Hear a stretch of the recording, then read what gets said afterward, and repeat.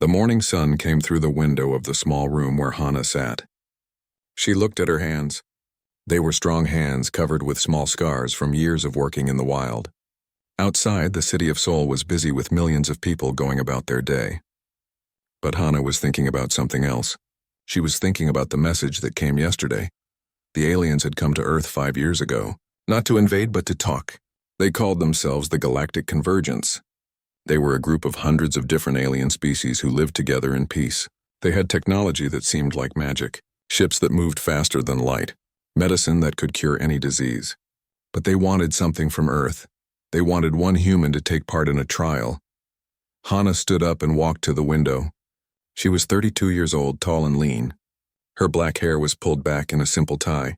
She had spent most of her adult life teaching people how to survive in the wilderness, how to make fire without matches, how to find food in the forest, how to build shelter from branches and leaves.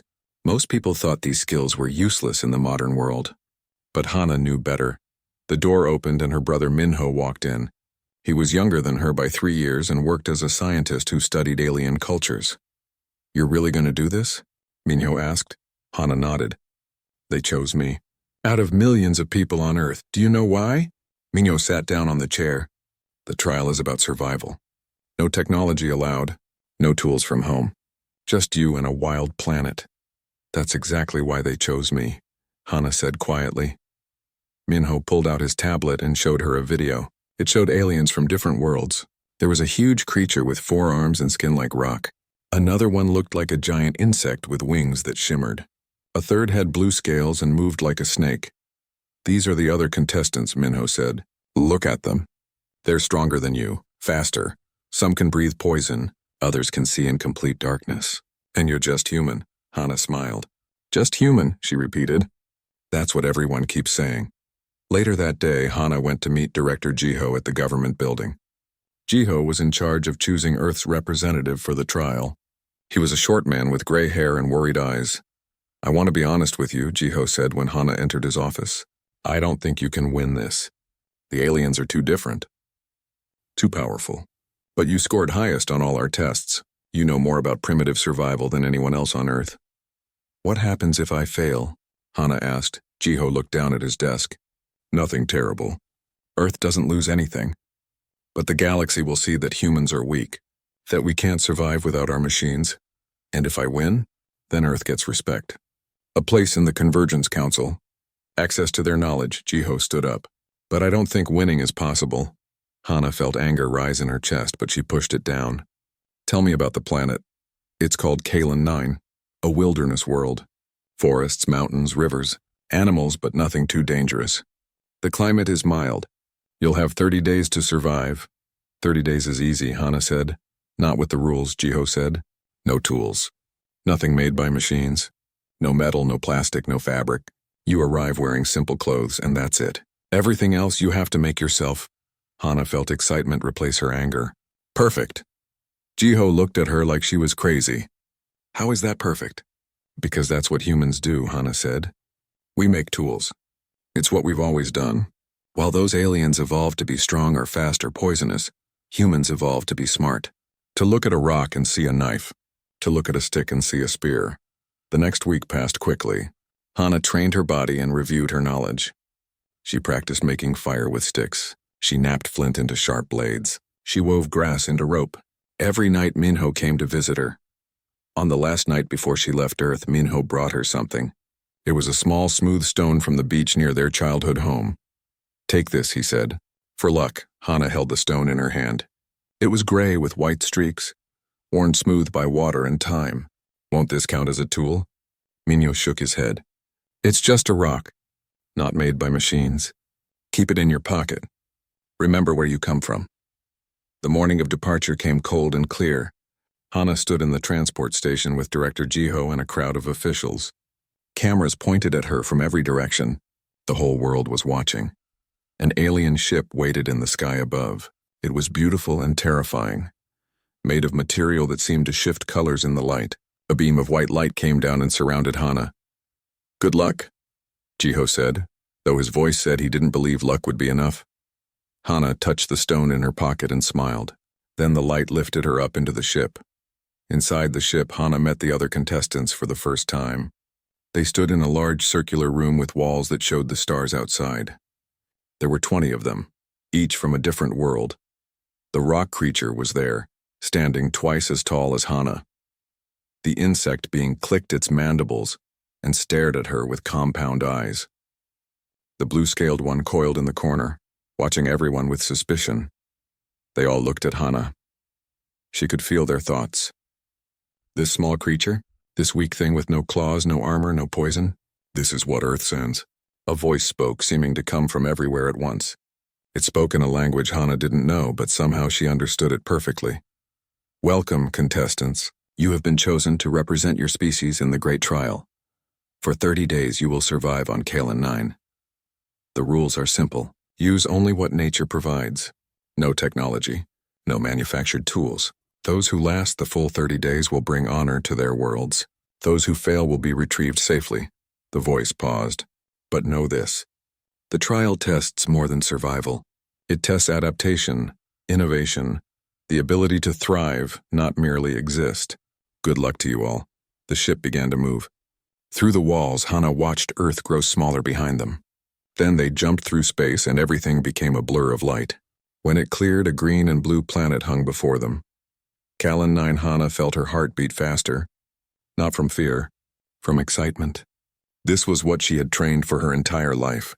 Not to fight aliens or pilot spaceships, but to do what humans had done for millions of years. To survive. To adapt. To make tools and change the world around her. The trial was about to begin and Hana was ready. The white light faded and Hana found herself standing in a forest. The air smelled clean and fresh, full of scents she didn't recognize. Above her, the canopy filtered sunlight into green shadows. Birds, or something like birds, called in the distance. She was alone. A small flying device hovered near her shoulder. It was about the size of her fist, silver and silent. This was the observer drone. It would follow her and record everything for the galaxy to watch. Hana ignored it. She had work to do. The first rule of survival was to assess the situation. Hana stood still and used all her senses. She listened to the sounds of the forest, felt the temperature of the air, looked at the plants around her. The sun was maybe 3 hours from setting. That meant she needed shelter before dark. She walked slowly, examining everything. The trees had rough bark and broad leaves, good for making shelters. The ground was covered with fallen branches and dried leaves, perfect for bedding.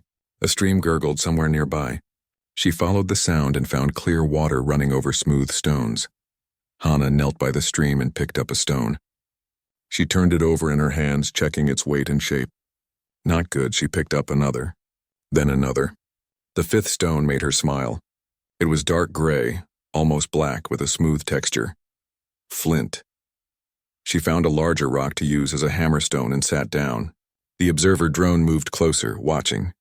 Hana positioned the flint carefully and struck it with the hammerstone. A sharp crack echoed through the forest. A flake of stone broke away, leaving a sharp edge. She struck again, and again. Each hit was precise, controlled. She wasn't just breaking the rock. She was shaping it, creating a tool that humans had made for hundreds of thousands of years. A hand axe. 20 minutes later, she had 3 tools. A hand axe for cutting, a sharp flake for detailed work, a scraper for preparing materials. She tested the axe on a small sapling. It cut through the green wood easily. Now she could work faster. Hana found a spot between 2 large trees with low-hanging branches. She cut long, straight branches and leaned them against a fallen log, creating a frame. Then she gathered armfuls of smaller branches, leaves, and pine needles. She layered them on the frame, making the walls thick enough to keep out wind and rain. Inside, she spread more dry leaves to make a bed that would insulate her from the cold ground. The whole shelter took her less than 2 hours.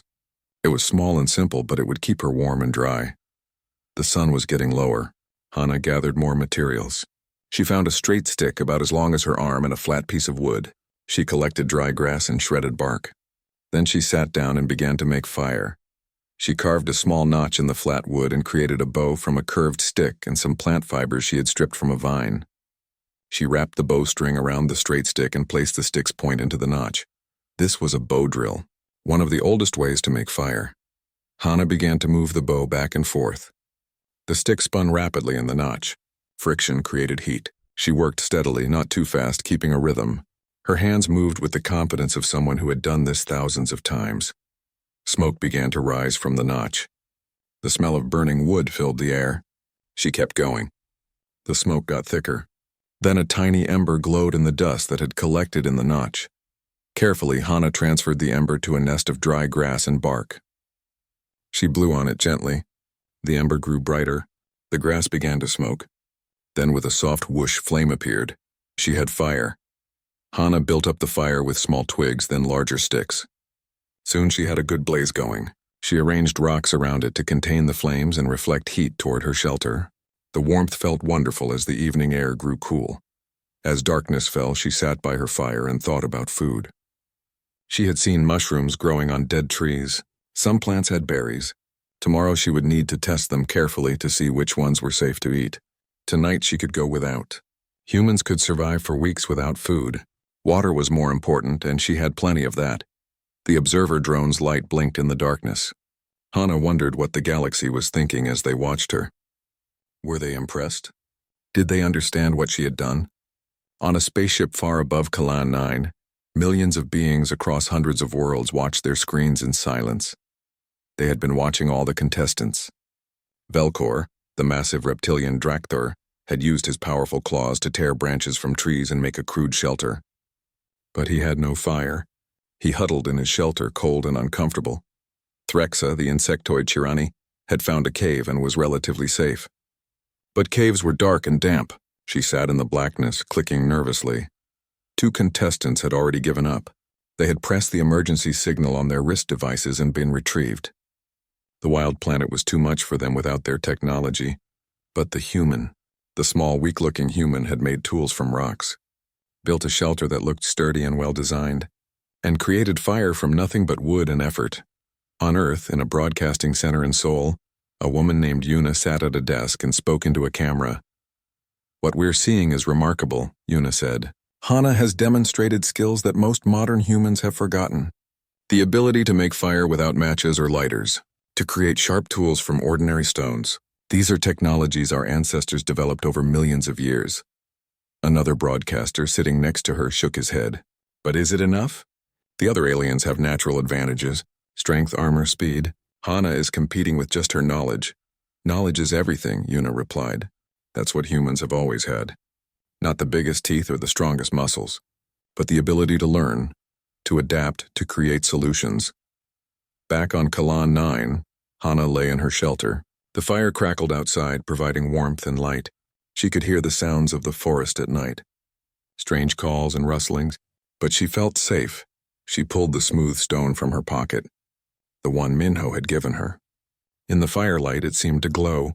She thought about her brother back on Earth, about all the humans watching her. She wasn't just surviving for herself. She was proving something. Humans weren't weak. They were adaptable. They were clever. Where other species had evolved claws and poison and armor, humans had evolved something better. They had evolved the ability to make the tools they needed. A rock could become a knife. A stick could become a fire starter. A vine could become rope. In human hands, the whole world was full of potential tools. Hana smiled in the darkness. This trial was meant to test survival without technology. But the aliens didn't understand. For humans, technology didn't mean computers and machines. Technology meant using your brain to change the world around you. And humans had been doing that since before they had even become fully human. She closed her eyes and listened to the fire. Tomorrow would bring new challenges. She would need to find food, make better tools, explore her surroundings and understand the resources available. But tonight she had succeeded in the first and most important task. She had shelter, fire, and tools, the 3 foundations of human survival. The galaxy was watching a human do what humans did best, not fight or run or hide, but adapt, create, and thrive, and this was only the first day. 3 days had passed since Hana arrived on Kalan 9. She woke with the sun as she did every morning. The fire had burned down to embers during the night. She fed it small sticks until flames appeared again, then added larger wood. Her shelter had improved each day. Now it had a proper roof that kept out the rain and walls that blocked the wind. She had made a better bed using soft moss and dried grass. Near the fire, she had arranged flat stones to create a cooking area, but Hana had a problem. She had been eating plants, roots, and mushrooms. They kept her alive, but she needed protein. She needed meat. Hunting animals by chasing them was inefficient. It used too much energy and rarely worked. Hana needed a better way. She needed traps, and to make traps, she needed rope. She spent the morning gathering materials. There was a plant growing near the stream with long, fibrous leaves. She cut dozens of them and brought them back to her camp. Then she sat down to work. Making rope by hand was slow. First, she had to process the leaves, scraping away the soft parts until only the strong fibers remained. Then she took 2 bundles of fibers and twisted them in opposite directions while wrapping them around each other. This was called reverse wrapping, and it created a rope that wouldn't come undone. The observer drone watched closely. Across the galaxy, beings who had never seen rope made by hand stared at their screens in fascination. Hana worked for hours. Her hands moved in a steady rhythm. Twist and wrap, twist and wrap. The rope grew longer. By evening, she had made about 20 meters of strong cordage. She tested it by pulling hard. It held. The next morning, Hana went hunting for trap locations. She found trails in the forest where small animals traveled regularly. The trails showed footprints and droppings. She had seen the animals themselves, creatures about the size of rabbits with longer legs and large ears. She set 3 different types of traps. The first was a simple snare, a loop of rope placed on a trail and attached to a bent sapling. When an animal stepped into the loop, it would trigger the sapling to snap upward, catching the animal. The second trap was a deadfall. She balanced a heavy flat rock on a trigger stick. When an animal disturbed the bait under the rock, it would fall and kill quickly. The third was another snare design, this one positioned near a burrow entrance. After setting the traps, Hana returned to camp. Now she had to wait. Checking traps too often would scare away animals. She would look tomorrow morning. That afternoon, a voice spoke from the observer drone. It was the first time it had made any sound. Attention, contestants. The first challenge begins now. You have 3 days to acquire significant protein without killing any creature that shows signs of advanced intelligence. Any method is acceptable. Good luck, Hana smiled.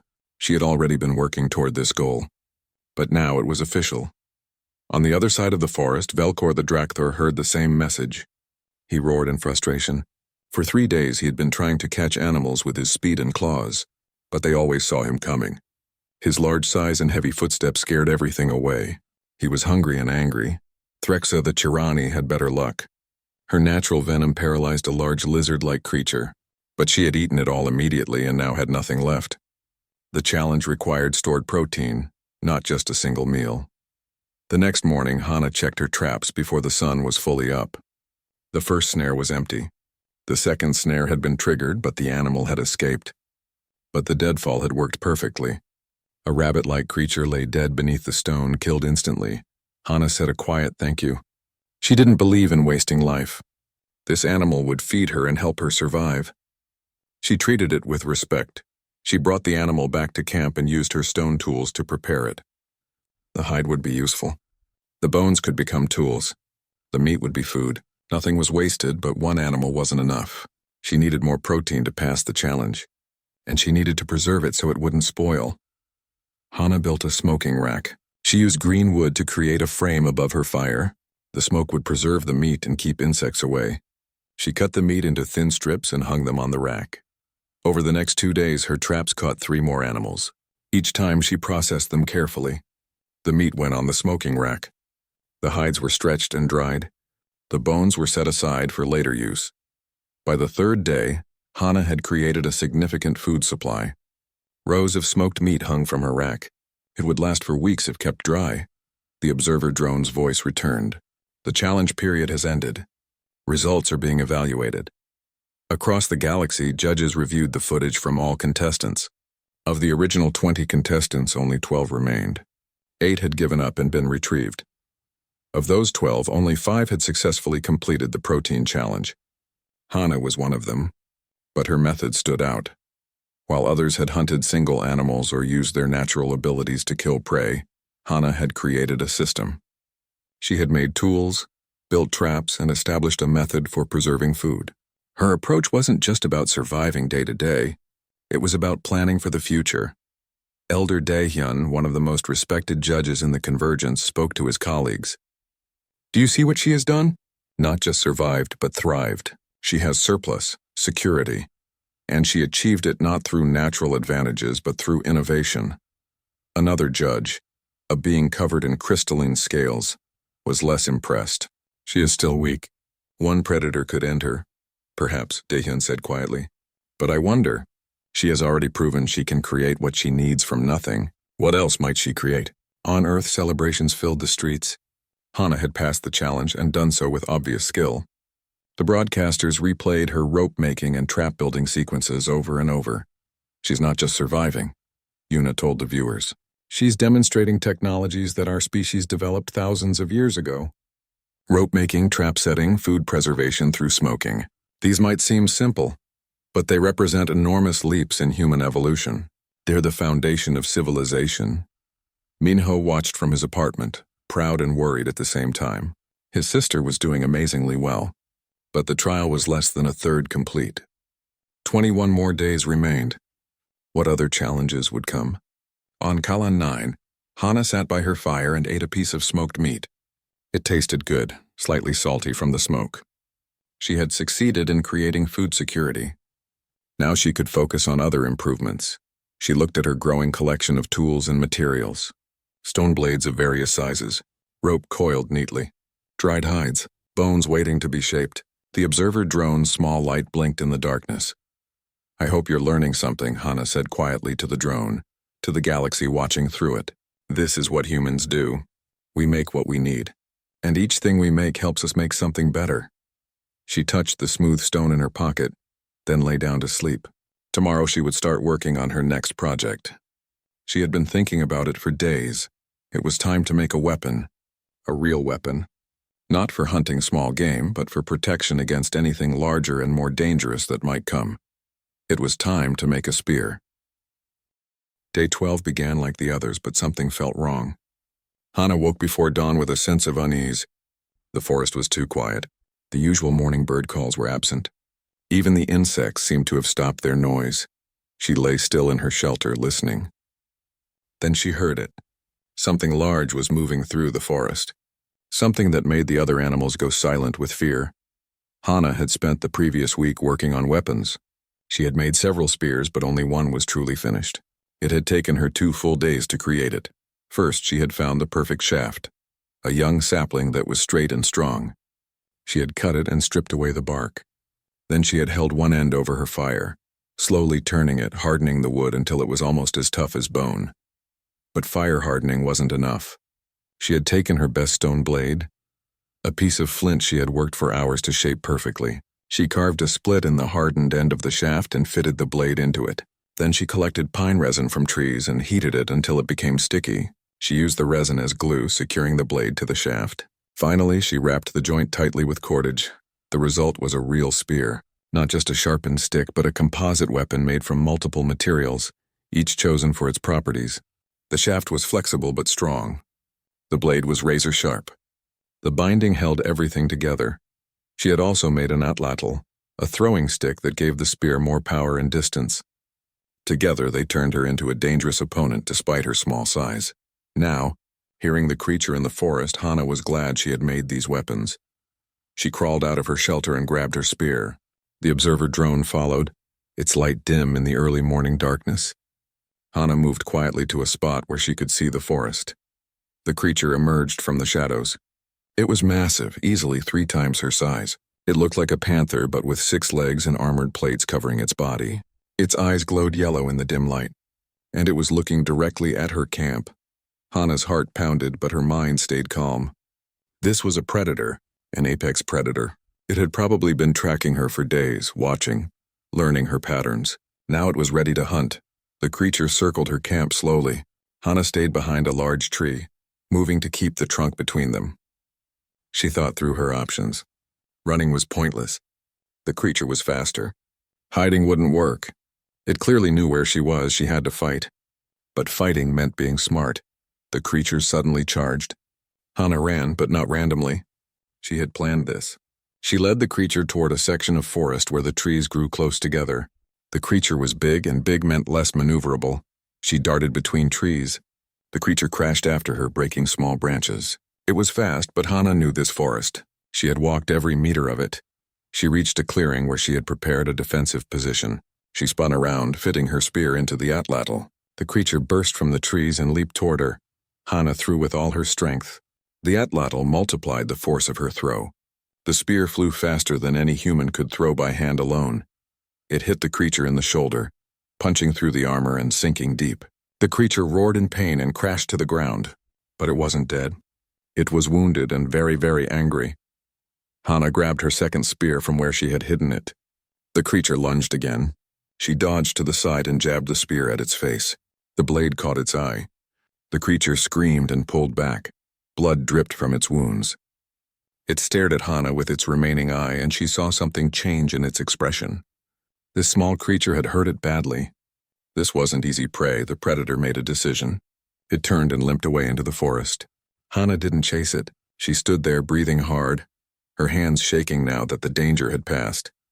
She had survived, not because she was stronger or faster or had natural armor, but because she had made weapons and used her intelligence. The observer drone hovered closer. Across the galaxy, billions of beings sat in stunned silence. They had just watched the small human drive away a creature that should have killed her easily. That afternoon, Hana heard footsteps approaching her camp. Large, heavy footsteps. She grabbed her remaining spear and stood ready. Velkor the Drakthor emerged from the trees. His observer drone followed him. He stopped at the edge of her camp and raised his clawed hands to show he meant no harm. "I watched," Velkor said. His voice was deep and rough. The observer drone translated his words into a language Hana could understand. "I watched your fight through my drone screen. The Great Hunter attacked you." Hana nodded slowly. "It attacked you too." "Yes, 2 days ago. I fought it with my claws and strength. I won, but barely. I have wounds." He turned to show his side where deep scratches cut through his scales. "You are small, weak, no claws, no armor. But you won easily, how?" Hana held up her spear. "With this." Velkor stared at the weapon. He reached out slowly and Hana let him take it. He examined the blade, the binding, the balance of the shaft. "You made this? From rocks and sticks?" "Yes. This makes you strong." "Stronger than me." He handed the spear back carefully. "I came to ask something. Will you teach me?" Hana was surprised. The trial is a competition. The trial is about survival. I want to survive. And I see now that tools are survival. Velkor sat down heavily. "My people are strong. We have always used our bodies, our claws and teeth and scales. But on this world that is not enough. You use your mind. You change the world around you. I want to learn this." Hana studied him. She thought about what Minho had once told her. Knowledge grows when it's shared. A secret kept is a secret wasted. "All right," she said. "I'll teach you. But you have to really learn. Not just watch, but understand." Velkor's expression changed to something that might have been a smile. "I will learn. Thank you, human. My name is Hana. Thank you, Hana." Over the next few days, Hana taught Velkor the basics. How to identify good stone for making blades. How to strike the stone at the right angle. How to process plant fibers into cordage. Velkor's hands were large and clumsy at first, but he worked hard and learned quickly. "Why do you share this?" Velkor asked one evening as they sat by Hana's fire. "I could use these skills to compete against you." "Maybe," Hana said. "But humans believe that teaching is important. When I teach you, the knowledge doesn't leave me. I still have it. Now we both have it. That makes both of us stronger." Velkor thought about this. "Your species is strange, but maybe that is why you are strong."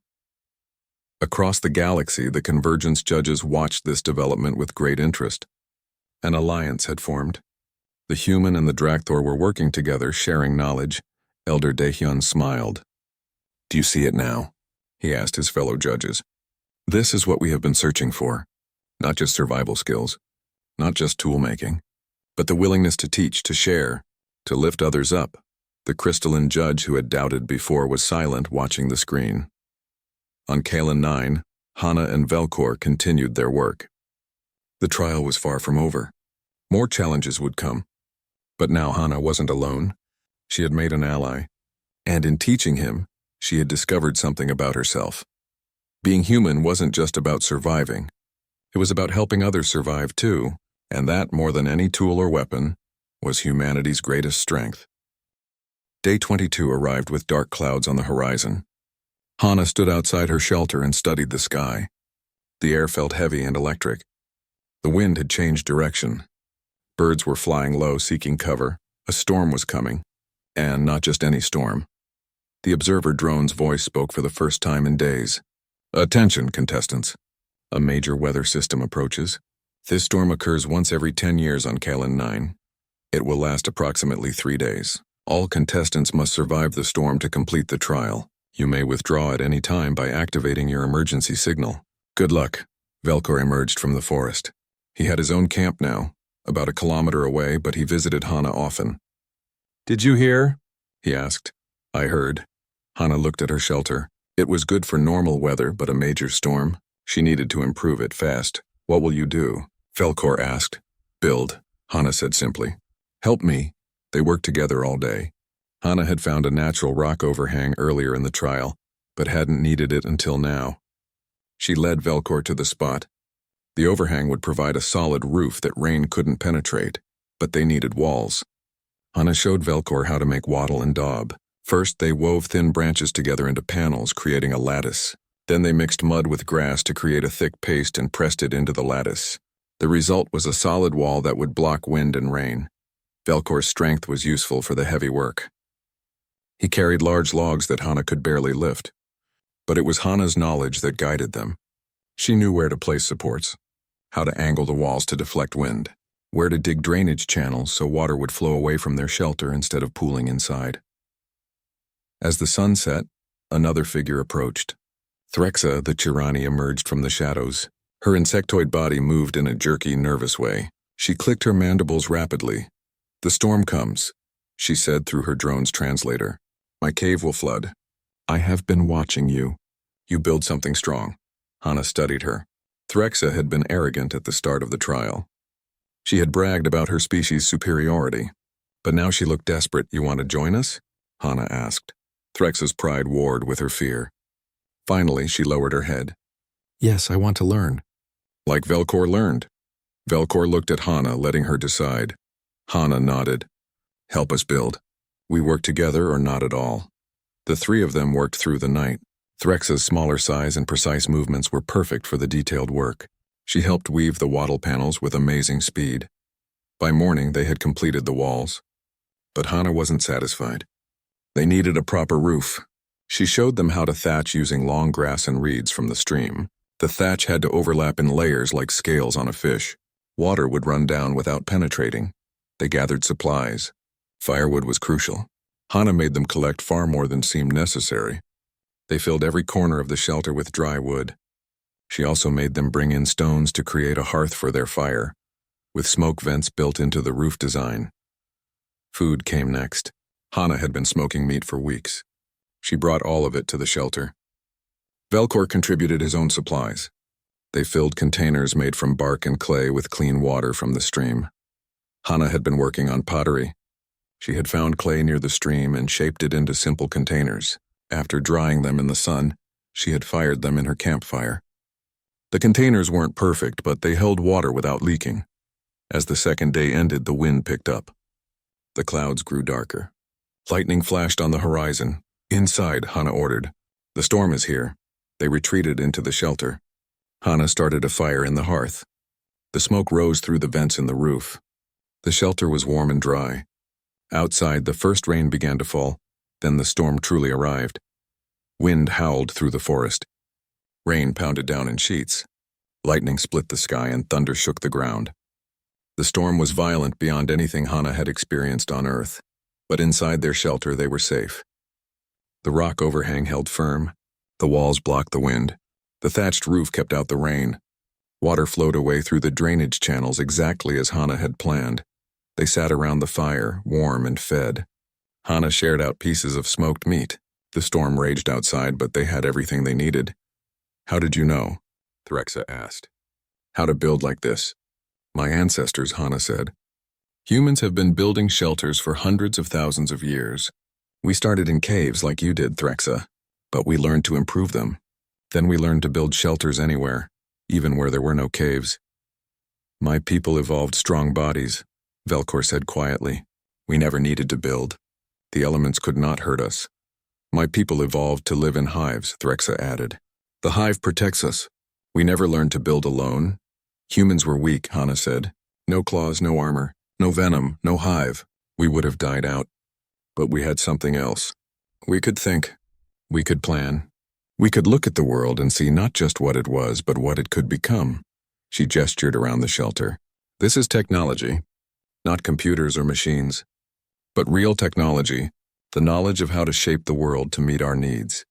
The storm continued for 3 days, just as predicted. During that time, the observer drone sent back footage of all the remaining contestants. 3 more contestants withdrew immediately when the storm hit. They couldn't handle the fear and the violence of the weather. 2 others tried to endure in inadequate shelters. One was injured by a falling tree and had to withdraw. The other gave up after 2 days of being cold, wet, and miserable. Only 4 contestants made it through the full storm. Hana, Velkor, and Threxa in their shelter, and 1 other contestant who had found a deep cave system and hidden far underground. But the contrast was obvious. The lone contestant had survived by hiding. Hana's group had survived by building. They had been comfortable, warm, and well-fed. They had even spent time talking and sharing stories. On Earth, Borum watched the broadcasts from her home. She was a structural engineer and recognized the sophistication of what Hana had built. The load-bearing supports, the water management, the ventilation system. She's not just surviving, Borum said to Minho, who had come to watch with her. She's engineering. Everything she builds has purpose and design. Minho nodded, his eyes wet with tears of pride. She's showing them what humanity really is. In the convergence chambers, Elder Daehyun stood before the council. We have found what we were looking for, he announced. Not just a species that can survive without technology, but a species that understands technology at its deepest level. Look at what the human has done. She didn't just adapt to her environment. She changed her environment to suit her needs, and more importantly, she taught others to do the same. She shared her knowledge freely. The council watched as the storm began to clear on Kalen 9. Hana emerged from the shelter with Velkor and Threxa. The forest was damaged, with broken branches and fallen trees everywhere. But they were healthy and strong. 8 days remain, Daehyun said, but I believe we have already found our answer. On Kalen 9, Hana stood in the sunlight and felt its warmth. She touched the stone in her pocket, the one from her childhood home. Only 8 more days. She had proven everything she needed to prove, but more than that, she had made friends. Velkor and Threxa had learned from her, and she had learned from them too. About their cultures, their ways of thinking, their perspectives. What do we do now? Threxa asked. Hana smiled. We keep building. We keep learning. And we wait to see what comes next. The trial was almost over, but Hana had a feeling that whatever came next would be even more important than what had come before.